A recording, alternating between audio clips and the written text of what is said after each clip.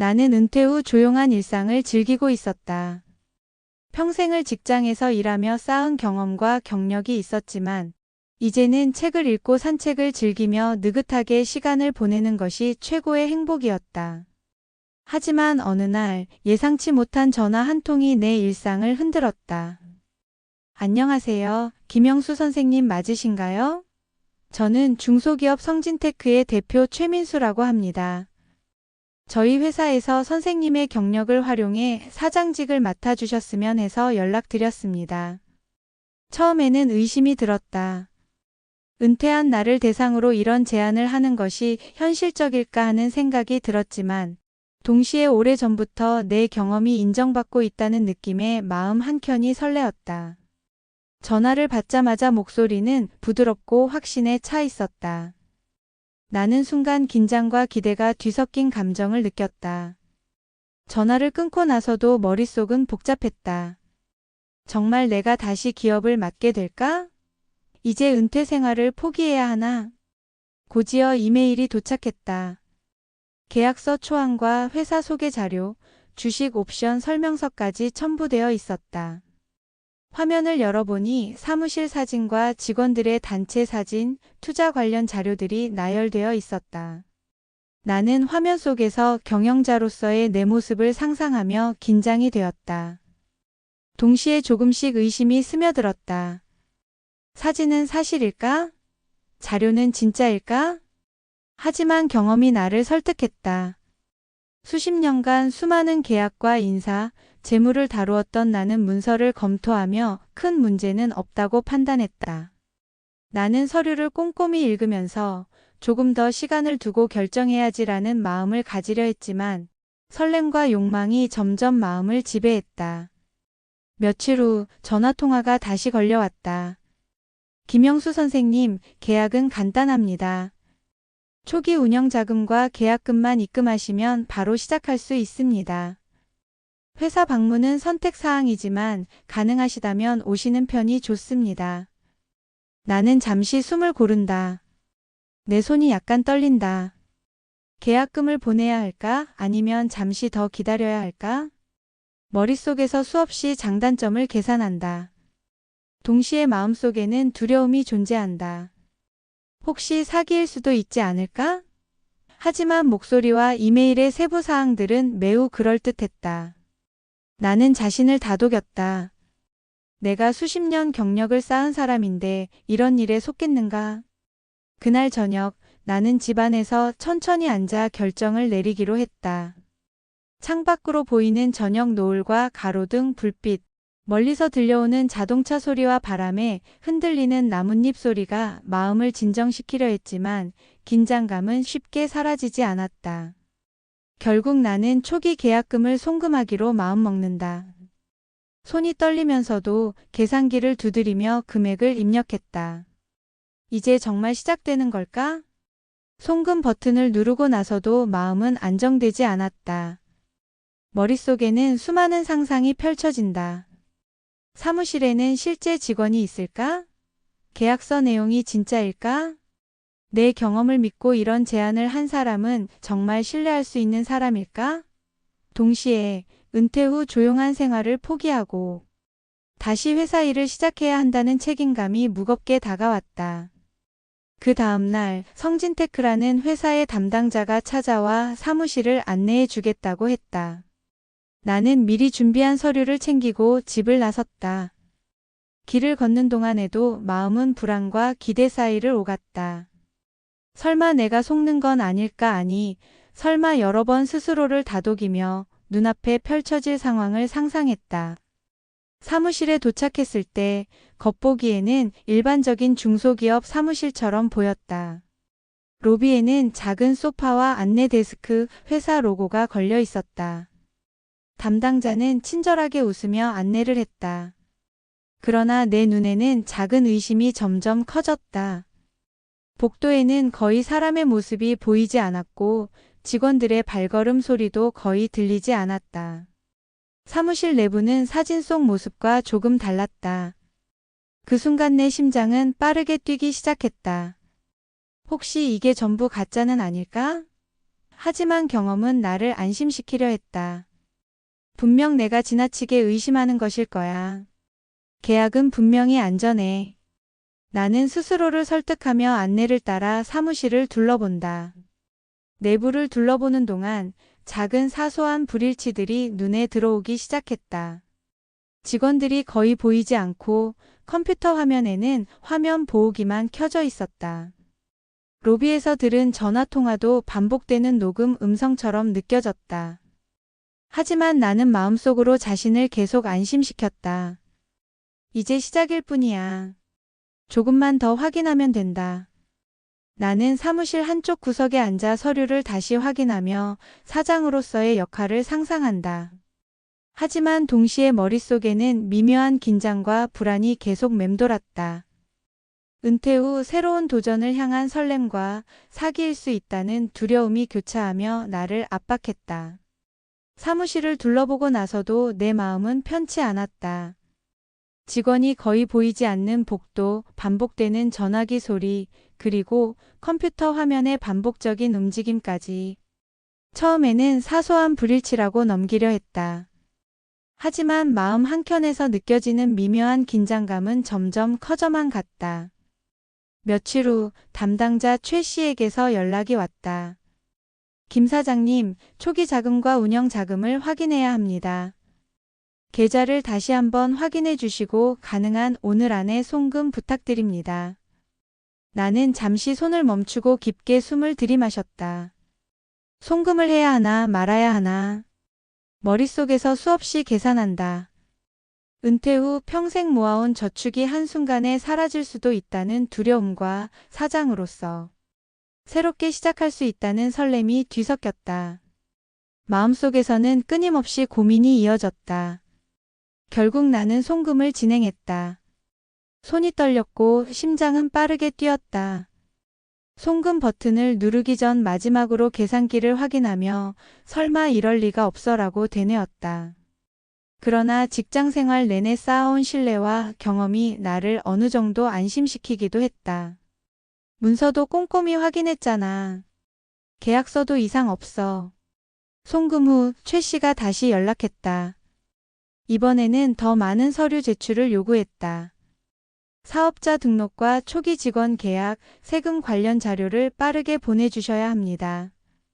그래야 제가 투자자에게 보고할 수 있습니다. 나는 서류를 준비하며 마음속에서 미묘한 의심이 피어올랐다. 왜 이렇게까지 꼼꼼하게 서류를 요구하는 것일까? 계약서와 증빙 자료를 다시 확인하고 투자자 정보를 검색하려 했지만 아무리 찾아도 신뢰할 만한 정보는 나오지 않았다. 인터넷 검색 결과와 전화번호를 대조하며 사소한 불일치가 눈에 띄기 시작했다. 하지만 그때마다 내 경험이 나를 달래주었다. 나는 수십 년 동안 이런 계약을 처리했어. 조금 의심스럽다고 해서 바로 사기라고 단정할 수는 없지. 그런 생각과 함께 나는 다시 서류 작업에 몰두했다. 며칠 뒤 최 씨는 직접 방문하겠다고 했다. 나는 불안과 기대가 뒤섞인 채 사무실을 정리하고 필요한 서류를 준비했다. 마음속에서는 끊임없이 시뮬레이션을 했다. 혹시 이번 방문에서 진짜인지 확인할 수 있을까? 하지만 동시에 만약 사기라면 내 돈은 이미 사라진 게 아닌가라는 불안감이 나를 압박했다. 최 씨가 도착하자 그는 친절한 미소로 나를 맞이했다. 첫 만남과 마찬가지로 겉보기에는 모든 것이 정상이었다. 하지만 나의 눈은 사무실 구석구석을 살피며 작은 불일치를 찾아내기 시작했다. 직원이 거의 보이지 않고 전화통화 소리가 반복되는 점, 문서의 몇 가지 이상한 부분까지. 나는 속으로 계속 자문했다. 이게 정말 현실일까 아니면 나를 속이려는 계획일까? 그 순간 내 심장은 다시 빠르게 뛰기 시작했다. 두려움과 분노, 혼란이 뒤섞여 손끝이 떨렸다. 마음속에서는 내가 너무 쉽게 속았나? 라는 자책과 아직 믿고 싶다라는 욕망이 교차했다. 사무실을 돌아보고 난 후 나는 집으로 돌아와 다시 자료를 검토했다. 컴퓨터 화면 앞에서 반복되는 숫자와 서류를 보며 점점 확신이 사라지고 의심이 커져갔다. 송금한 돈은 이미 사라졌고 최 씨는 또 다른 서류 제출을 요구하고 있었다. 마음속에서는 불안과 분노가 커지고 은퇴 후 평온했던 일상은 완전히 흔들렸다. 나는 혼자 거실에 앉아 창밖을 바라보았다.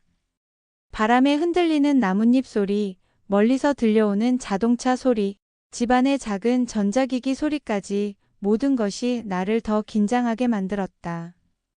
왜 이렇게 쉽게 믿어버린 걸까? 이제 돌이킬 수 있을까? 수많은 후회가 머릿속을 가득 채웠다. 그날 밤 나는 잠을 설치며 계속 생각했다.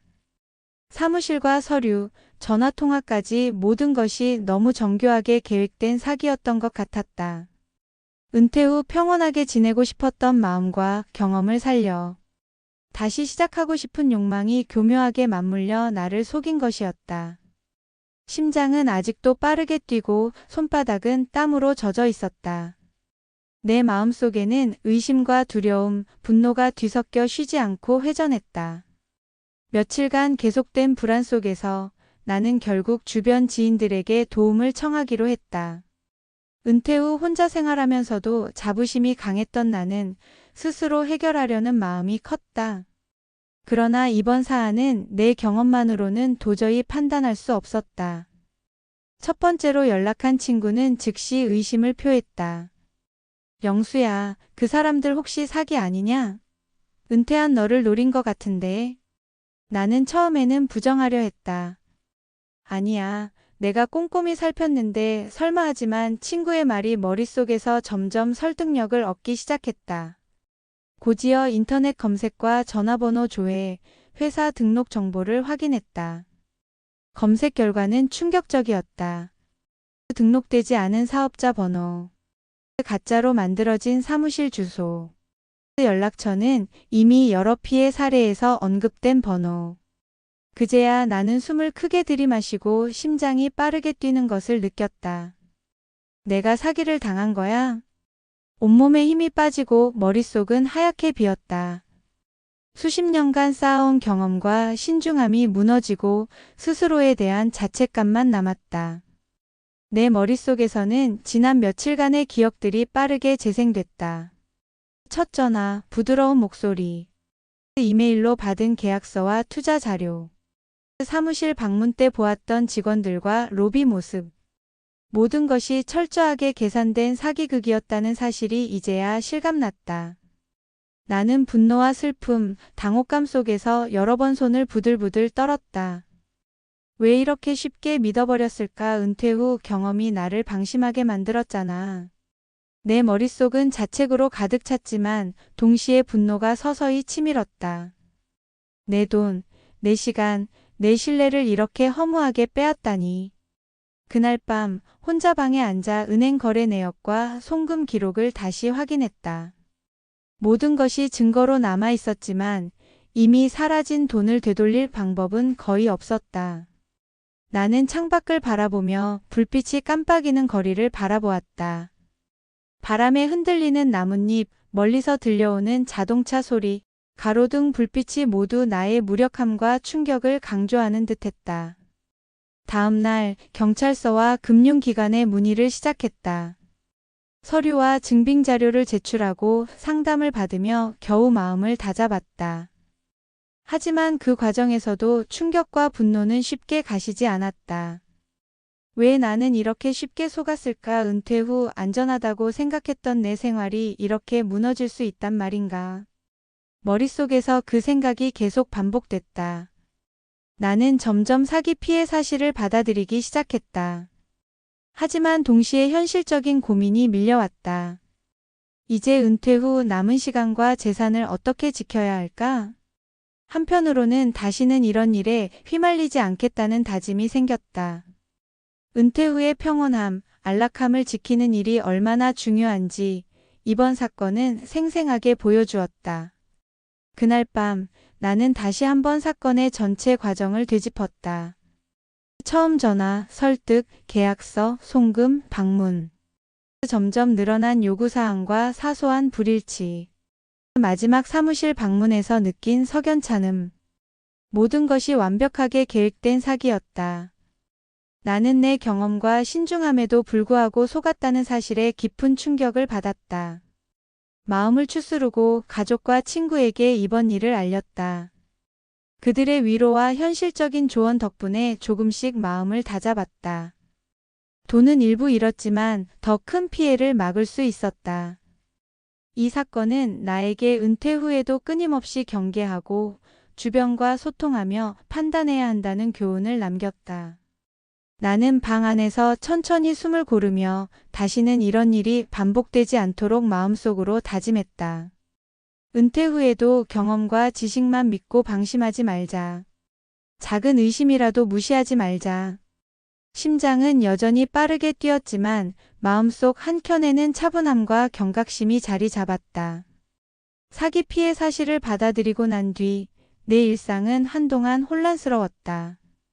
집안에 혼자 앉아 있을 때마다 머릿속에는 왜 이렇게 쉽게 속았을까라는 자책과 분노가 뒤섞여 있었다. 은퇴 후 평온하게 보내고자 했던 시간은 완전히 흔들렸다.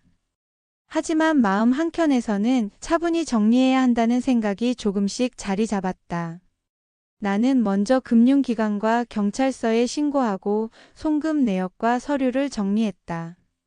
피해 복구가 쉽지 않다는 사실을 알면서도 최소한의 증거와 기록은 확보해야 한다고 생각했다. 손에 남은 거래 내역과 계약서들을 펼쳐놓으니 지난 몇 주간의 기억이 다시금 생생하게 되살아났다. 나는 스스로에게 물었다. 이 사건에서 무엇을 배울 수 있을까? 경험과 지식이 많다고 해도 은퇴 후에 새로운 환경에서는 방심하지 말아야 한다는 교훈이 분명하게 다가왔다. 또한 혼자 판단하지 않고 주변과 소통하며 확인하는 과정이 얼마나 중요한지도 깨달았다. 며칠 후 나는 가까운 친구와 가족에게 이번 사건을 자세히 이야기했다. 그들은 나를 위로하며 동시에 현실적인 조언을 해주었다. 영수야, 이제라도 알아서 다행이야. 다른 사람에게도 주의하라고 알려줘. 친구의 말에 나는 미묘한 안도감과 동시에 책임감이 느껴졌다. 내 경험담이 다른 사람에게 도움이 될 수 있다면 이번 사건도 헛되지 않겠지. 그 과정에서 나는 스스로 마음을 다잡기 시작했다. 은퇴 후에도 지혜와 경험을 활용하며 조심스럽게 활동을 이어갈 수 있는 방법을 고민했다. 새로운 사업 기회는 신중하게 검토하고 무작정 믿지 않기로 마음먹었다. 전화 한 통, 이메일 한 장에도 작은 의심과 확인 과정을 거치며 다시는 같은 실수를 반복하지 않겠다고 다짐했다. 며칠 뒤 나는 다시 집 앞 공원을 걷기 시작했다. 바람에 흔들리는 나뭇잎 소리, 아이들의 웃음소리, 멀리서 들려오는 자전거 종소리. 이 작은 일상의 소리 속에서 나는 마음을 조금씩 안정시킬 수 있었다. 사기 사건의 충격은 여전히 남아 있었지만 이전처럼 완전히 압도하지는 않았다. 집에 돌아와 일기장에 그날의 감정을 기록했다. 처음 제안을 받았을 때의 설렘. 송금과 서류 작성 과정의 긴장과 불안.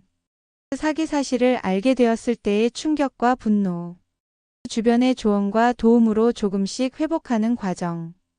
이 모든 과정을 글로 정리하며 나는 마음속에서 사건을 객관화할 수 있었다.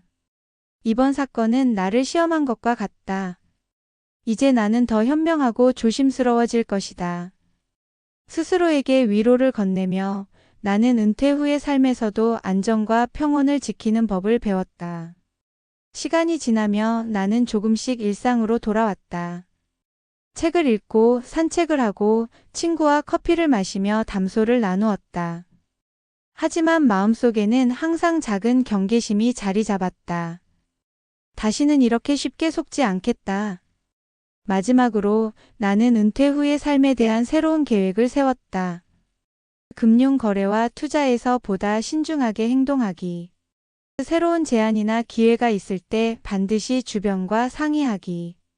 경험과 지식을 활용해 다른 시니어들에게 경각심을 전달하기. 그리하여 나는 이번 사기 사건을 단순한 피해로 끝내지 않고 은퇴 후 삶의 안정과 지혜를 배우는 교훈으로 바꾸었다. 심장은 여전히 가끔 빠르게 뛰지만 마음속에는 차분함과 확신이 자리 잡았다. 나는 은퇴 후에도 경험과 신중함을 바탕으로 삶을 지켜나갈 준비가 되어 있었다.